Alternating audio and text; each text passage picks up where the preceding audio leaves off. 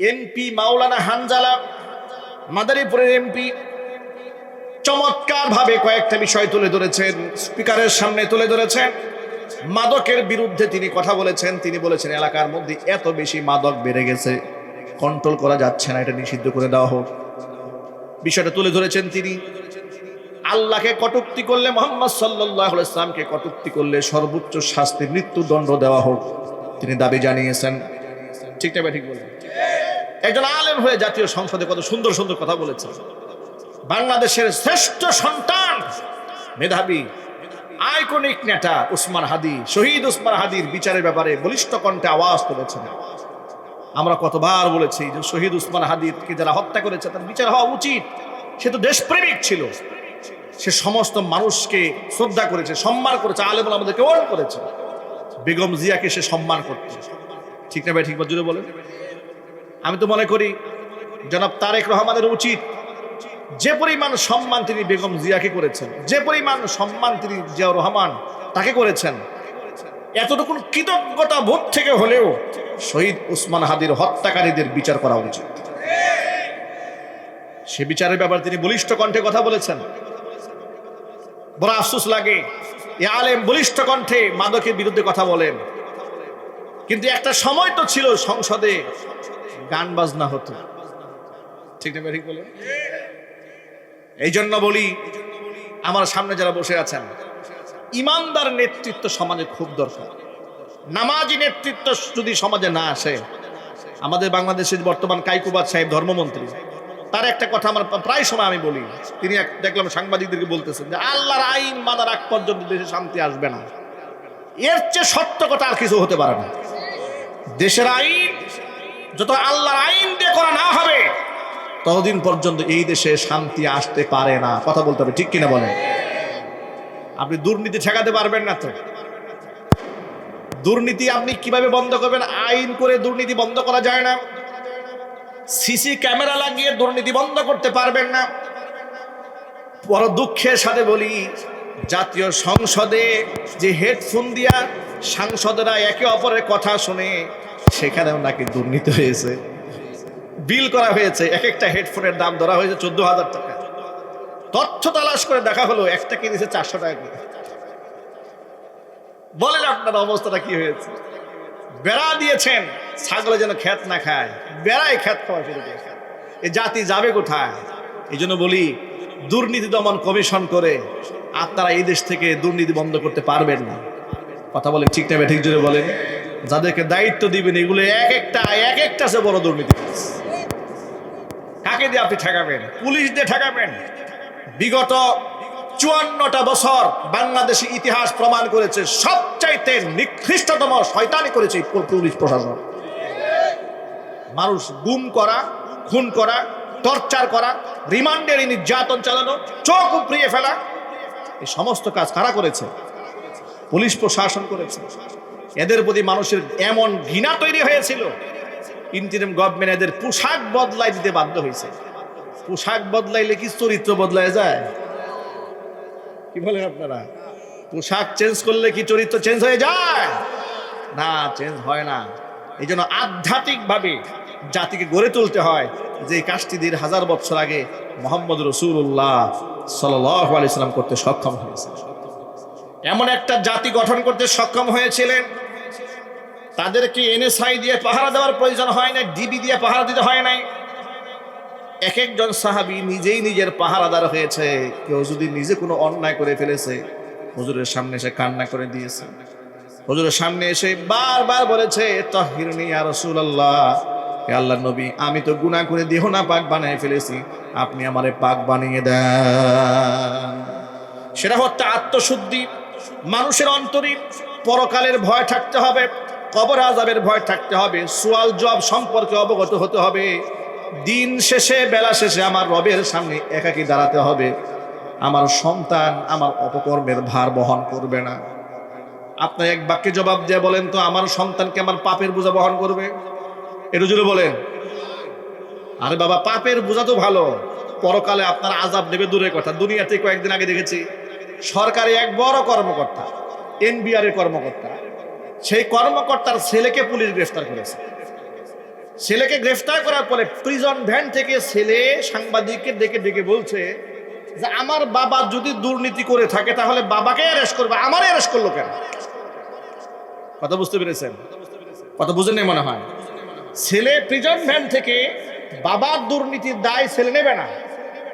ছেলে বলছে যে আমার বাবা যদি দুর্নীতি করে থাকে সে দায় তো তার, পুলিশ প্রশাসন আমারে গ্রেফতার করলো কেন, আমার বাবারে গ্রেফতার করুক।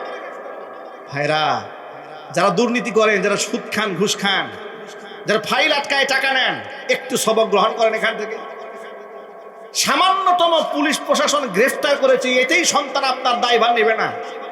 কিয়ামতের ময়দানে জাহান্নামের আগুনের দায়ভার আপনার সন্তান কি করে নেবে? আপনার স্ত্রী কি করে নেবে জাহান্নামের আগুনের দায়ভার? আপনি সামান্য একজন আশরাফুল মাখলুকাত, ছোট্ট একটা মানুষ, আদম সন্তান, আপনার এত লোভ, এত লালসা। আপনি হাজার কোটি টাকার মালিক হতে হয় আপনাকে, শত কোটি টাকার মালিক হতে হয় আপনাকে।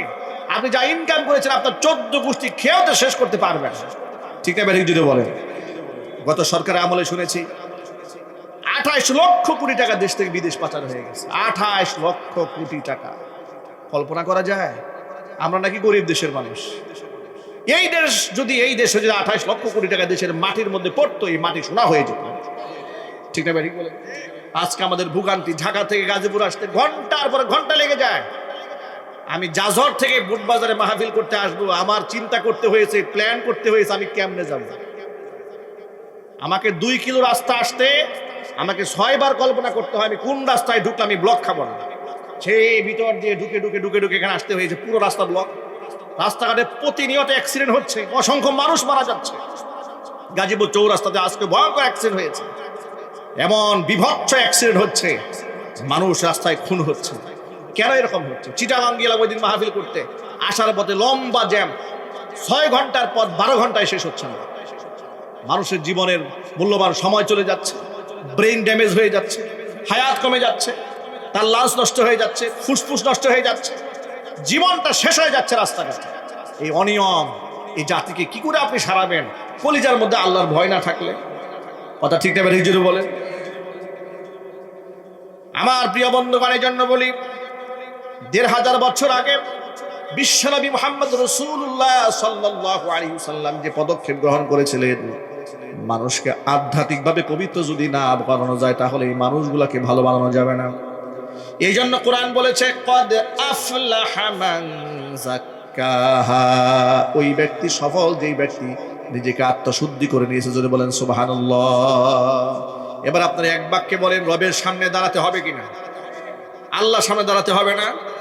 শুধু হুজুরা দাঁড়াবে আর আপনারা দাঁড়াবেন না? না, সবাইকে দাঁড়াতে হবে। সবাইকে যেহেতু রবের সামনে দাঁড়াতে হবে, তাহলে রবের সামনে দাঁড়ানোর আগে নিজেকে প্রস্তুতি নিয়ে যেন আমরা দাঁড়াতে পারি, সেই তৌফিক আল্লাহ দান করেন। আজকের পর থেকে আমরা কোনো প্রকার মাদকের সাথে সংশ্লিষ্ট হব না। বলেন ইনশাআল্লাহ। এক ওয়াক্ত নামাজও আমরা কাজা করব না। বলেন ইনশাআল্লাহ। আমরা নারী পুরুষের অবাধ মেলামেশাকে অ্যাকসেপ্ট করব না। বলেন ইনশাআল্লাহ।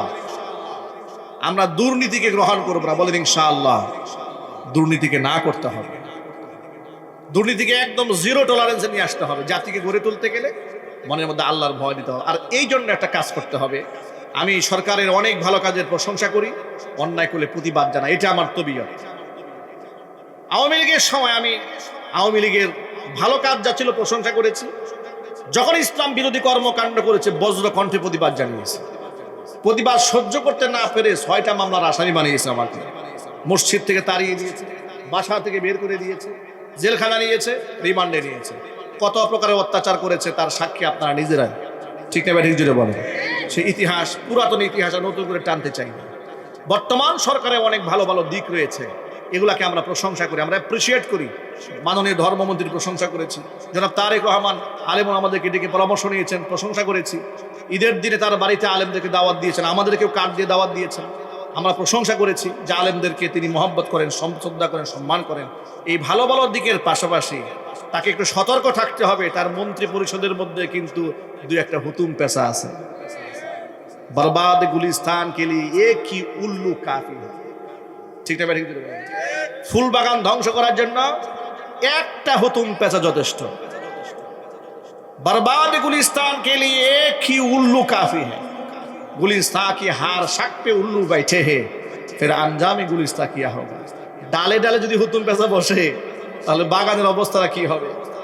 আমাদের যিনি সাংস্কৃতিক মন্ত্রী, একজন হিন্দু ভদ্রলোক, তিনি কি করলেন? কয়েকদিন আগে প্রস্তাবনা দিলেন প্রাইমারি লেভেলে স্কুলগুলোতে গানের শিক্ষক নিয়োগ দিতে হবে। নাউজুবিল্লাহ পড়েন। আচ্ছা, আপনাদেরকে তো বিনয়ের সাথে জিজ্ঞেস করি, আমাদের দেশের প্রাইমারি স্কুলে গানের শিক্ষক নিয়োগ দেওয়া খুব দরকার। আরো জোরে বলেন। গানের শিক্ষক নয়, প্রত্যেকটা প্রাইমারি স্কুলে ধর্মীয় শিক্ষক নিয়োগ দিতে হবে। বাচ্চাদেরকে দিন শিখান, শিশুকাল থেকে আল্লাহকে চেনান, শিশুকাল থেকে পরকাল চেনান। সে ডাক্তার হবে, ইমানদার ডাক্তার হবে, ঠিক না? ঠিক। সে ব্যক্তি ইঞ্জিনিয়ার হবে, ইমানদার ইঞ্জিনিয়ার হবে। রডের পরিবর্তে বাঁশ ঢোকাবে না। কোথায় যেন দেখলাম ব্রিজ বানাচ্ছে, আপনার বাঁশ দিয়ে ব্রিজ বানাচ্ছে। শয়তানির তো লিমিট থাকা উচিত। এদের শয়তানি দেখে মনে হয় শয়তানও কান্না করে, ঠিক না? ঠিক বলেন।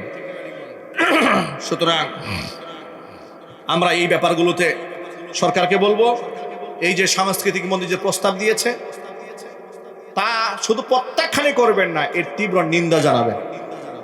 যে এটা তার মাথায়, সরকারের বয়স হয়েছে মাত্র 1-2 মাস, 2 মাসের মধ্যে এত প্রয়োজনীয় কাজ বাদ দিয়ে উনি গানের শিক্ষক নিয়োগ দেওয়ার জন্য পাগল হয়ে গেল। এগুলো বন্ধ করতে হবে, ঠিক না? ঠিক জোরে বলেন। সরকারকে সঠিক সিদ্ধান্ত গ্রহণ করার তৌফিক দান করে, জোরে কোন আমিন। প্রিয় বন্ধুগণ, আমাদের বুটবাজার কেন্দ্রীয় মসজিদের সামনে এ পর্যন্ত কত মানুষ রোড অ্যাক্সিডেন্টে মারা গেছে আল্লাহ ছাড়া কেউ জানে না, ঠিক না? ঠিক বলেন। আমি যখন জুমার দিন আসি, যেহেতু আমার বাসাটা রাস্তার উপরে, এবার আসতে হয় কতবার। সাধারণত একদিকে তাকিয়ে রাস্তা পার হওয়ার কথা। বাংলাদেশের একটা রাস্তা এরকম নয় যে আমি একদিকে তাকায় পার হতে পারবো। কোন দিকে জিব্রাইল আসবে আর কোন দিকে মিকাইল আসবে আর কোন দিকে আজরাইল আসবে, এটা আপনারা বুঝতে পারবেন না, ঠিক না? ঠিক বলেন। চতুর্দিকে তাকাতে হয়। আর টেসলা কোম্পানির অটো তো আছেই, এগুলো কোন সময় গায়ের উপর দিয়ে উঠাই দেয় তার ঠিক নাই। এই জন্য আমরা প্রশাসনের দৃষ্টি আকর্ষণ করছি, বিশেষ করে গাজীপুরের সিটি কর্পোরেশনের বর্তমানে যিনি প্রশাসকের দায়িত্ব গ্রহণ করেছেন শওকত সরকার সাহেব, আমরা শওকত ভাইকে বলবো যে আমাদের এখানে একটা ফুট ওভার ব্রিজ করে দেওয়ার জন্য, ঠিক না? ঠিক বলেন। মানুষ যেন খুব সহজেই রাস্তাটা পার হতে পারে। আর বিআরটি এর প্রকল্প, এটা যে কি প্রকল্প এটা বুঝার জন্য মনে হয় একুটা জাতিকে নতুন করে স্কুলে ভর্তি হতে হবে। এরা যে কি প্রকল্প বানিয়েছে, এই যে মাঝখানে মাঝখানে কাউন্টার বানিয়েছে, কি কাউন্টার বানিয়েছে না দোকানপাট বানাইছে, ঘরবাড়ি বানায় রাখছে, হাজার হাজার কোটি টাকা লুটপাট করে খেয়ে ফেলেছে। একটা রাষ্ট্রকে কি করে দেউলিয়া করতে হয়, এরকম বিআরটি প্রকল্প দেখলেই বোঝা যায় যে রাষ্ট্রকে কেমনে দেউলিয়া বানাইতে হয়। মহান আল্লাহ তাআলা আমাদেরকে একটি পূর্ণাঙ্গ জীবন ব্যবস্থা উপহার দিয়েছে। আমরা যারা মুসলমান, আমাদেরকে পূর্ণাঙ্গ জীবন ব্যবস্থা উপহার দিয়েছে। আমার শিক্ষা, আমার দৈনন্দিন আমল, আমার ব্যক্তিগত আমল, আমার পারিবারিক জীবন, আমার সামাজিক কর্মকাণ্ড, আমার রাজনৈতিক কর্মকাণ্ড, সকল ক্ষেত্রে ইসলামের দিক নির্দেশনা আছে, আছে না নাই? এতে কি আপনারা খুশি না বেজার? আল্লাহ পাক জি এত বিস্তর একটা জীবন উপহার আমাদেরকে দিলেন, আপনারা খুশি না বেজার? নখ কতটুকু কাটতে হয় ইসলাম শিখিয়ে দিয়েছে, চুলটা কিভাবে কাটতে হয় তাও ইসলাম শিখিয়েছে। ইদানিং আমাদের ছেলেরা দেখি মাথায় চুল কাটে, এই 2 পাশ থেকে একদম নেড়া করে ফেলে, আর মাথার চুলগুলো বড় রাখে, রাখে না? অনেকেই বলে এগুলো টিকটকার ছেলেরা এগুলো করে, যারা টিকটক করে, ভিডিও বানায়, রিলস টিলস করে, লম্বা লম্বা চুল রাখে, মানে এক কিং ভুক্তিমাকা, এক ভৌতিক চেহারা। বাস্তবতা আছে কিনা?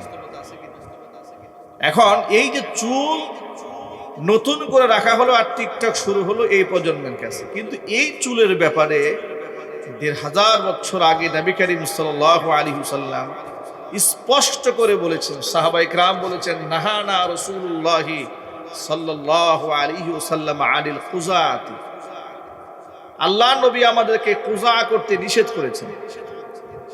জিজ্ঞেস করা হলো কুজা কি জিনিস?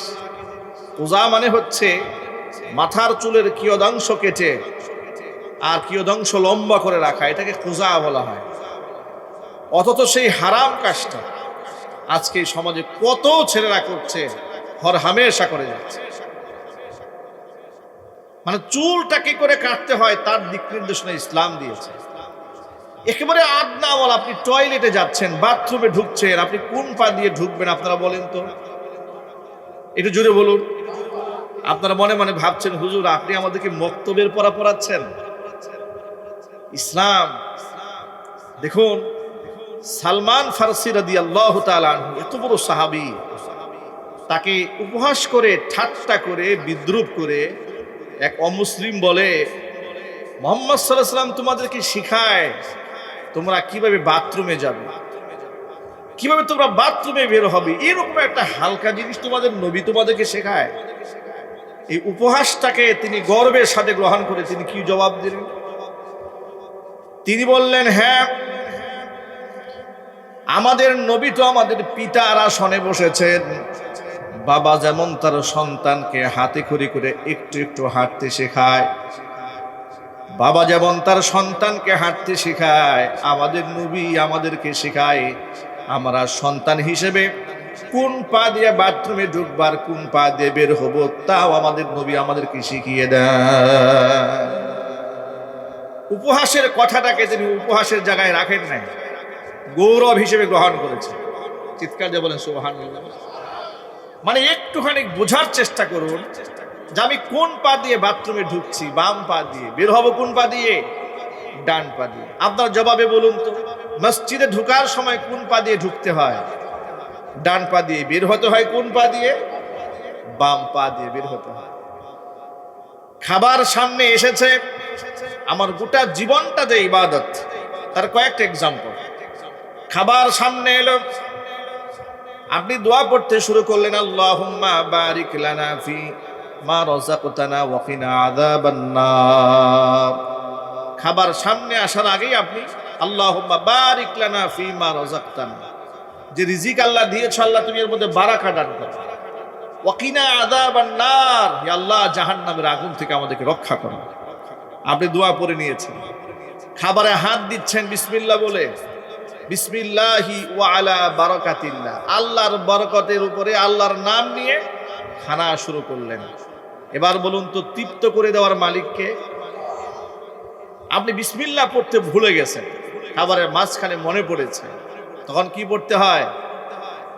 বিসমিল্লাহি আউয়ালাহু ওয়া আখিরাহু। নবী করিম সাল্লাল্লাহু আলাইহি সাল্লাম বলেছেন, তোমরা যখন বিসমিল্লাহ বলে খাবারটা শুরু করো তখন শয়তান ওই খাবারের মধ্যে আর শরীক হতে পারে না। চিৎকার দেখুন সুবহানাল্লাহ। একেবারে এর মানে হচ্ছে আমার জামা আমি কোন হাত দিয়ে পরবো, কোন হাতে আগে খুলবো। জুতা পরার সময় ডান পায়ের জুতাটা আগে পরতে হয়, বাম পায়ের জুতাটা পরে পরতে হয়। এর মানে হচ্ছে জুতা পরা থেকে শুরু করে কাপড় পরা, চুল কাটা থেকে শুরু করে নখ কাটা, বাথরুমে ঢোকা থেকে মসজিদে প্রবেশ করা পর্যন্ত, এমনকি ব্যক্তিগত জীবন থেকে আন্তর্জাতিক অঙ্গন পর্যন্ত জীবনের এখনো কোনো দিক নাই যেখানে আমার নবীজির দিক নির্দেশনা দেখানো নাই। সুবহানাল্লাহ বলেন। ওই সমস্ত ব্যক্তিরা ভিন্ন পথে চলুক যাদের জন্য কোনো গাইডলাইন নাই, যাদের ধর্মে কোনো দীক্ষা নাই, কোনো শিক্ষা নাই। পৃথিবীতে এমন ধর্ম আছে যেখানে নারী পুরুষের অবাধ মেলামেশাকে সাপোর্ট করে, এমনকি ধর্মীয় ইবাদত হিসেবে করে। আমি কোনো ধর্মের নাম বলবো না, এমন ধর্ম তো পৃথিবীতে আছে, হোলি উৎসবের নামে এক পুরুষ আরেক নারীর গা যেভাবে খুশি সেভাবে স্পর্শ করে গোটা দেহের মধ্যে রং মাখিয়ে অশ্লীলতা করছে ধর্মের নামে। এরকম ধর্ম পৃথিবীতে নাই? একটু জোরে আওয়াজে বলুন। আছে। আচ্ছা, অশ্লীলতা যদি ধর্ম হয় তাহলে আধ্যাত্মিকতা কোথায়? এমনকি আপনারা এই পৃথিবীতে এমন ধর্ম দেখবেন যে ধর্মগুরুরা মদ পান করে। শুধু কি মদ পান করে? ধর্মগুরুরা শুধু মদ পান করে না, জেনা ব্যভিচারকে তারা ধর্মীয় কাজ হিসেবে বৈধতার ঘোষণা দেয়। নাউজুবিল্লাহ, জুড়ে পড়েন। আবার সেখান থেকে ইন্সপায়ার হয়ে, উৎসাহিত হয়ে আমাদের ধর্মের কিছু কিছু আধা শিক্ষিত লোকেরা, ধর্ম সম্পর্কে জ্ঞান না থাকার কারণে বিভিন্ন ধর্মকে জগা খিচুড়ি করে একত্রিত করে তারা নিজেদেরকে আধ্যাত্মিক পীর দাবি করে এমন একটা জগা খিচুড়ি মার্কা ধর্মের দর্শন মানুষের সামনে উপস্থাপন করে, যেগুলো অনুসরণ করলে মানুষের ঠিকানা সরাসরি জাহান্নাম হবে। আপনারা মাত্র কয়েকদিন আগে শুনেছেন না, যে কুষ্টিয়ার দৌলতপুরে তথাকথিত এক পীরকে লোকেরা পিটিয়ে হত্যা করেছে? শুনেন নাই আপনারা? এটা নিয়ে গোটা বাংলাদেশ তোলপাড় হলো যে মাজারে হামলা করা হয়েছে, পীরকে হত্যা করা হয়েছে। এমনকি দেখলাম ঢাকাতে আপনার এটা নিয়ে মানববন্ধন করা হলো।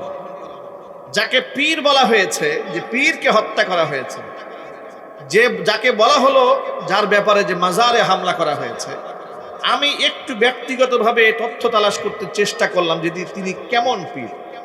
খোঁজখবর নিয়ে দেখি যে তাকে আমি কি ব্রাহ্মণ বলবো, না মুসলমান বলবো, না খ্রিস্টান বলবো, না হিন্দু বলবো, এটা চিহ্নিত করা বড় মুশকিল।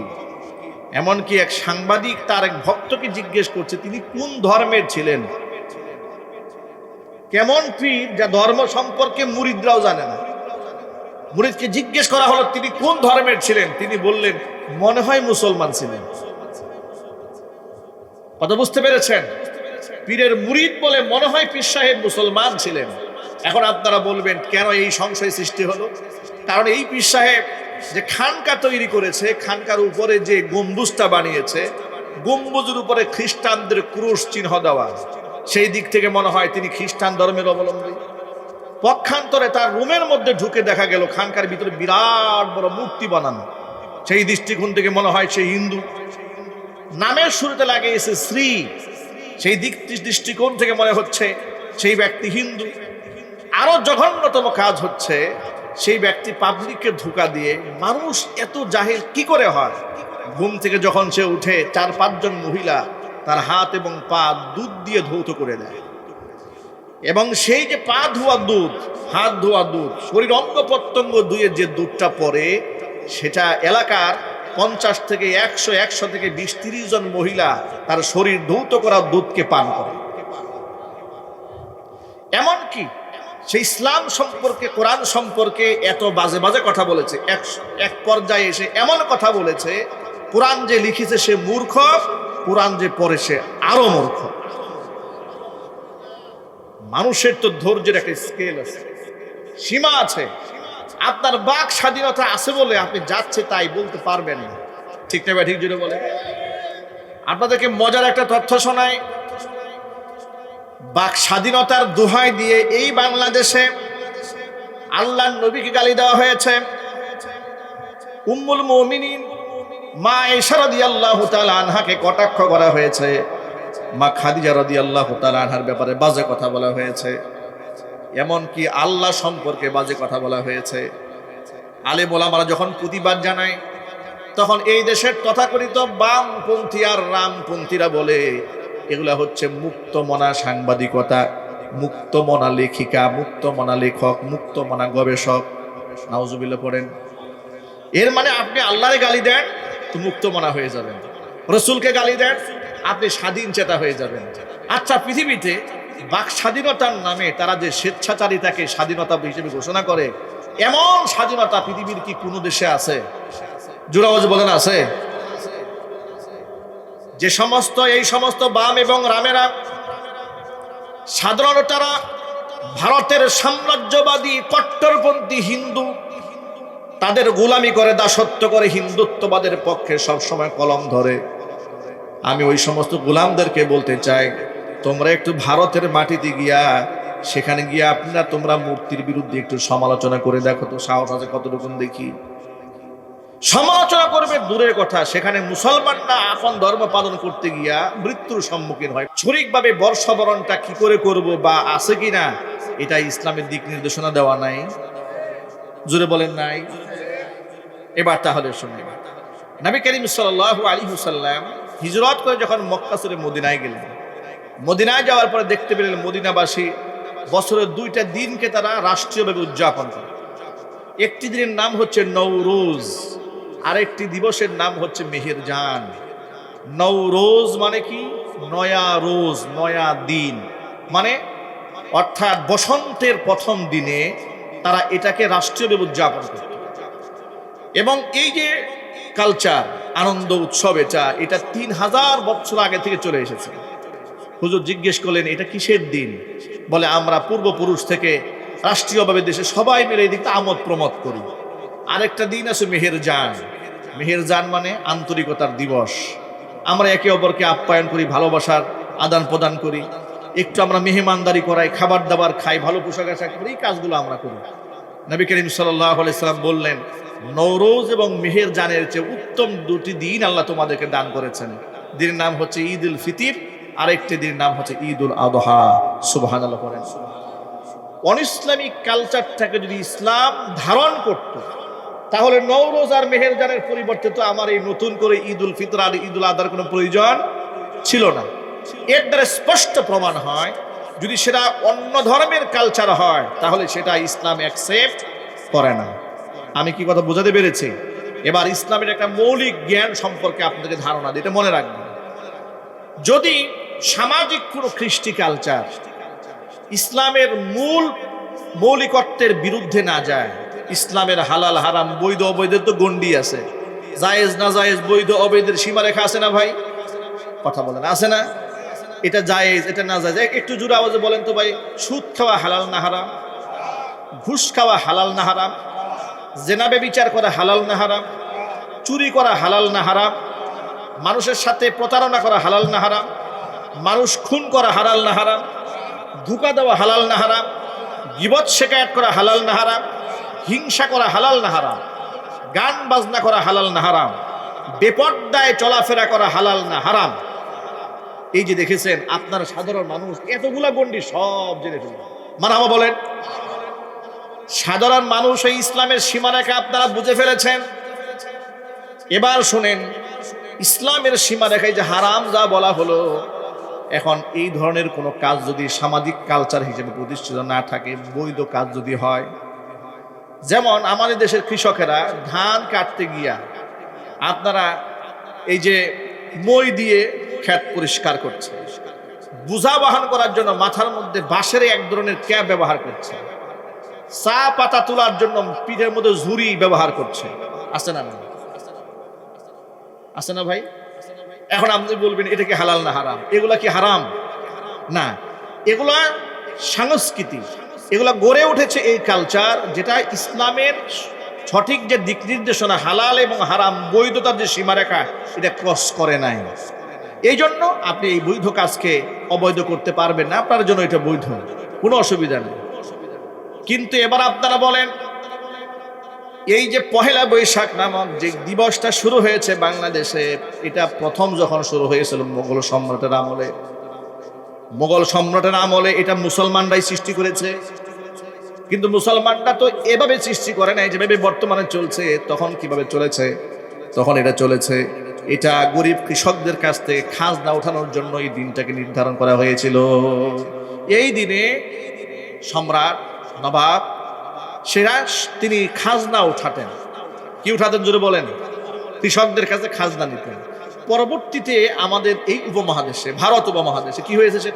সেটা হয়েছে এই দিনে ব্যবসায়ী যারা আছেন তারা হাল খাতা অনুষ্ঠান করতেন। মানে সারা বছর ব্যবসায়িক লেনদেন হতো, এই দিনে একটা ক্লোজিং হতো, ঠিক না ভাই? এখনো গ্রামগঞ্জে অনেক জায়গায় হয়। তো ব্যবসায়ী হাল খাতা হোক, এই দিনে আপনি ব্যবসায়িক লেনদেন করেন, একটু ভালো মন্দ খান, অসুবিধা আছে? কথা বলেন, অসুবিধা আছে? কারণ এটা তো হারামের গণ্ডির ভেতরে না, নিষিদ্ধের কাতারে পড়ে নাই।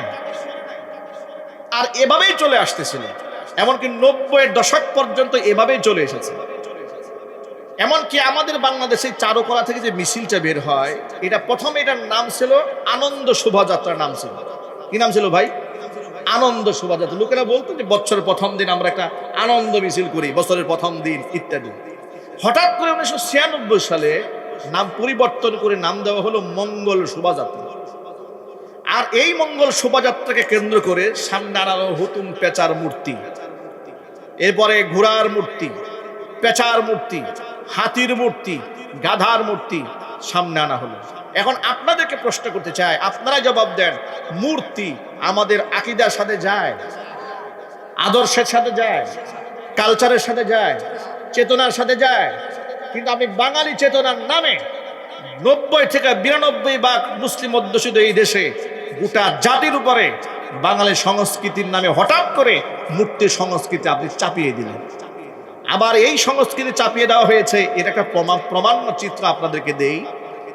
আমাদের পার্শ্ববর্তী ভারতের কলকাতার নাম করা পত্রিকা, সেই পত্রিকার মধ্যে ছাপানো হলো যে পহেলা বৈশাখ যেন পহেলা বৈশাখের সাথে আর ওদের যে পূজা হয় সেই পূজার সাথে কোনো পার্থক্য নেই, এইভাবে একটা সংবাদ উপস্থাপন করা হলো। মানে পূজা আর পহেলা বৈশাখের অনুষ্ঠান যেন একাকার হয়ে গেল। তাহলে সুকৌশলে একটি মুসলিম দেশের সংখ্যাগরিষ্ঠ মানুষদেরকে ঠান্ডা মাথায় কিভাবে ব্রেন ওয়াশ করে বর্ষবরণের নামে মূর্তি পূজার সাথে, মূর্তি মিছিলের সাথে, মঙ্গল শোভাযাত্রার নামে ওরা নামায় দিল। তখন থেকে উলামা ইকরাম বলা শুরু করেছে পহেলা বৈশাখের নামে এই ধরনের কালচার করা হারাম। কথা কি বুঝাতে পেরেছি আপনাদেরকে? এখন আপনারা বলেন, বর্ষবরণের নামে গান করা, নারী পুরুষের অবাধ মেলামেশা হালাল না হারাম? আরো জোরাবাজি বলেন। জেনে শুনে এটা জাতি হারামের দিকে ধাবিত হবে, আলেমরা কথা বলবে না, এদিকে কোনো সুযোগ আছে? না, এর কোনো সুযোগ নেই। এখন আপনাকে ছোট্ট একটা প্রমাণ দেই মূর্তিগুলো হারাম কেন। আমি আমার খুতবার শুরুতে যে আয়াতটা তেলাওয়াত করেছি সূরাতুল মাইদার 90 নম্বর আয়াত, আল্লাহ পাক আয়াতের মধ্যে বলছেন ইয়া আইয়ুহাল্লাযীনা আমানু ইন্নামাল খামরু ওয়াল মাইসিরু ওয়াল আনসাবু ওয়াল আজলামু রিজসুম মিন আমালিশ শাইতান। হে ঈমানদারেরা, ইন্নামাল খামরু নিশ্চয়ই মদ, ওয়াল মাইসিরু এবং জুয়া, ওয়াল আনসাবু এবং মূর্তি সমূহ, ওয়াল আজলাম ভাগ্য নির্ধারণকারী তীর, চারটা জিনিস রিজিসুম মিন আমালিশ শাইতান, শয়তানের নাপাক কর্মকাণ্ড, ফাজতানিবুহু লাআল্লাকুম তুফলিহুন, এগুলা পরিহার করো, এগুলা পরিহার করতে পারলে সফলতা তোমাদের আসবে। জোরে বলেন সুবহানাল্লাহ। এবার এক বাক্যে বলেন, মদ ছাড়ার বিধানকে দিলেন, জুয়া ছাড়ার বিধানকে দিলেন, মূর্তি ছেড়ে দেওয়ার বিধানকে দিলেন, এরপরে ভাগ্য নির্ধারণকারী তীর ছেড়ে দেওয়ার নির্দেশনা কে দিয়েছেন? সব আল্লাহ পাক দিয়েছেন। তাহলে যে আল্লাহ মূর্তিকে হারাম বানালেন, আজকে সেই মূর্তির মিছিল হবে, বর্ষবরণের নামে কোনো মুসলমানের সন্তান সেটা গ্রহণ করতে পারে না। যেখানে মূর্তি কোনোভাবেই এলাও না, সেই জায়গায় সেই কুষ্টিয়ার দৌলতপুরের তথাকথিত ভণ্ড পীর নিজের খানকার মধ্যে বিরাট বড় শয়তানের মূর্তি বানায় রাখছে, আর তাকেও নাকি পীর হিসেবে মানতে হবে। সেখানে তাকে পিটিয়ে মারা হলো। আমরা পিটিয়ে মারার পক্ষে নই, কথাটা একটু ঠান্ডা মাথায় শোনার চেষ্টা করি। জনগণ আইন হাতে তুলে নেবে এই কালচারে আমরা বিশ্বাসী নই, এই কালচার ইসলামও এলাও করে না। কিন্তু রাষ্ট্রের দায়িত্ব হচ্ছে বিশৃঙ্খলা সৃষ্টিকারীদেরকে আইনের আওতায় আনতে হবে। এটা রাষ্ট্রের ব্যর্থতা, কারণ এই ভণ্ডামি দেশে নতুন শুরু করে নাই। কথা ঠিক না ঠিক জোরে বলেন। সে দিনের পর দিন প্রশাসনের নাকের ডগায় দিয়ে এই বিশৃঙ্খলা সৃষ্টি করেছে, মানুষের মধ্যে ক্ষোভের আগুন তৈরি করেছে। এই জন্য আমরা প্রশাসনকে বলবো, বিশেষ করে আমাদের বর্তমান সরকারের মাননীয় প্রধানমন্ত্রী, ডানপন্থী প্রধানমন্ত্রী, যিনি আল্লাহর উপর আস্থায় বিশ্বাস করেন, যিনি আলেমুল আমাদেরকে শ্রদ্ধা করেন, তাদের মতামতকে মূল্যায়ন করেন, আমি মাননীয় প্রধানমন্ত্রীর দৃষ্টি আকর্ষণ করছি, বাংলাদেশে মাজারের নামে, আমি আবার বলছি শুধু মাজার নয়, মাজারের নামে অসংখ্য শিরিক, বেদাত, কুফর এবং কুসংস্কারের আস্থাখানা এই বাংলাদেশে তৈরি হয়েছে। ঠিক না ভাই? ঠিক। ওপেনে মাদকের ব্যবসা চলে মাজারে, এরকম মাজার নাই বাংলাদেশে? একটু জোরে বলেন। ওপেনে মাদক সেবন চলছে, গাঁজার সেবন চলছে, এইরকম ওপেনে চলছে। এদের ব্যাপারে পদক্ষেপ নেওয়া উচিত, কারণ নেশা এটা জাতিকে ধ্বংস করে দেয়। এই যে আমাদের যুব সমাজ, আমি বড় দুঃখের সাথে বলতে হয়, 2018 সালে একটা প্রতিবেদন দেখেছিলাম। সে 18 সালের প্রতিবেদন ছিল বাংলাদেশে মাদক সেবীদের সংখ্যা ছিল প্রায় 33 লাখ সামথিং, আর 2025 সালের সমীক্ষা দেখলাম যে এই সংখ্যা দাঁড়িয়েছে 83 লক্ষ সামথিং। মানে কত উন্নতি হয়েছে আমাদের দেশের যুব সম্প্রদায়, কত উন্নতি হয়েছে। তারা মাদক সেবীদের সংখ্যা 83 লাখ ছাড়িয়ে গেছে। নাউজুবিল্লাহ পড়েন। কেন হচ্ছে? আর সেই জায়গায় তথাকথিত পীর সাহেবরা, এরা কি পীর না শয়তান? এদের কি পীর বলার সুযোগ আছে? এরা না হিন্দু না মুসলমান না খ্রিস্টান, তাতেই তো খুঁজে পাওয়া যায় না। এদের আচরণ দেখলে, আমল দেখলে, আখলাক দেখতে এদেরকে আইডেন্টিফাই করা যায় না এ কোন ধর্মের লোক। সে হয়ে গেছে খানকার পীর। এভাবে মানুষের ঈমান নষ্ট করছে, আকীদা নষ্ট করছে। প্রশাসনের দায়িত্ব হচ্ছে, রাষ্ট্রের দায়িত্ব হচ্ছে এই ভণ্ডামিগুলো বন্ধ করে দেওয়া। ঠিক না ব্যাঠিক জন্য বলেন? মানুষের ঈমান এবং আমলকে সংরক্ষণ করতে হবে। এই সমস্ত জায়গার মধ্যে ওপেনে নাচ গান হয়, হয় না ভাই? আরো দুঃখের কথা শোনায় আপনাদেরকে। ওই এখানে বছর খানেক আগে আরেকটা ঘটনা ঘটেছে এই শয়তানের দরবারে। কি হয়েছে? তার এক মুরিদ মারা গেছে। এলাকাবাসী যথারীতি তার জানাজা পড়িয়েছে। জানাজার নামাজ শেষ করার পরে এবার পীর সাহেবের পক্ষ থেকে বলা হলো, তোমাদের জানাজা হয়েছে? বলে হ্যাঁ হয়েছে। আমাদের কিছু আনুষ্ঠানিকতা বাকি আছে। তো জানাজার পরে আনুষ্ঠানিকতা কি থাকে? মহল্লার লোকেরা বলে যে জানাজা শেষ হওয়ার পরে তারা হারমোনিয়াম এবং ঢোল বাজানো শুরু করল। ব্যান্ড পার্টি করে তারে কবরে শোয়ানো হলো এবং সেটা ভিডিও ফুটেজ আমাদের হাতে আছে। এই বিষয়কে কেন্দ্র করে এলাকায় হট্টগোল হলো, তার বিরুদ্ধে মামলা হলো, সে জেলও কেটেছে। তাহলে এই ভণ্ডামি তো সে নতুন করে নাই। আমাদের মনে একটা কষ্ট লাগে কি জানেন? আমাদের বাংলাদেশে অনেক নিরীহ আলেমরা জেল খাটে, তাদের জামিন হয় না সহজে। এখনো পর্যন্ত বড় আফসোসের সাথে বলি, এখনো পর্যন্ত বাংলাদেশের কারাগারে অনেক নিরীহ আলেমরা আছে, বিনা অপরাধে জেল খাটতেছে, তাদের জামিন হয় না। পক্ষান্তরে জামিন হয়ে যায় ওই যে কি আপনার আর আবুল সরকার, আল্লাহরে এত বড় বাজে কথা বললো, তার জামিন হয়ে গেল। এরপরে আসাদুর নামক কুখ্যাত এক নাস্তিক আছে, আল্লাহকে এত বড় গালি দিয়েছে, এটা মুখে উচ্চারণ করাই সম্ভব না। কোরআন সম্পর্কে যে কি বাজে কথা সে বলেছে যে কোরআনের উপর দাঁড়িয়ে পেশাব করবে। এই লোকের জামিন হয়, কিন্তু আলেমদের জামিন হয় না। এই যে আপনারা অনেক সময় প্রশ্ন তুলেন না যে পিটায় কেন মারা হলো, এদের তো প্রশাসনের কাছে দিলেই ভালো হতো। এই দেশের লোকেরা বাধ্য হয়ে এদেরকে পিটায় হত্যা করে। ঠিক না ঠিক বলে? বাধ্য হয়ে পিটিয়ে হত্যা করে। যখন দেখে আলেমদের জামিন হয় না, কিন্তু আসাদুরের মতো লোকেরা জামিন পায়, আবুল সরকারের মতো কুখ্যাত লোকেরা আল্লাহরে গালি দিয়ে জামিন পেয়ে যায়, আলেমদের জামিন হয় না। এই জন্য জনগণ সুযোগ পেলে এই সমস্ত কুলাঙ্গার গুলাকে পিটায় হত্যা করে। কিন্তু আমরা তো এই হত্যাকাণ্ড চাই না। আমরা চাই এটা একটা সুষ্ঠু তদন্ত হয়ে তার কঠিন বিচার হোক, এমন বিচার করা হোক আগামী 100 বছর পর্যন্ত যেন এই দেশে সব নাস্তিক বেঈমানরা সোজা হয়ে যায়। তার তো আমরা কোনো প্রতিফলন দেখতে পাই না।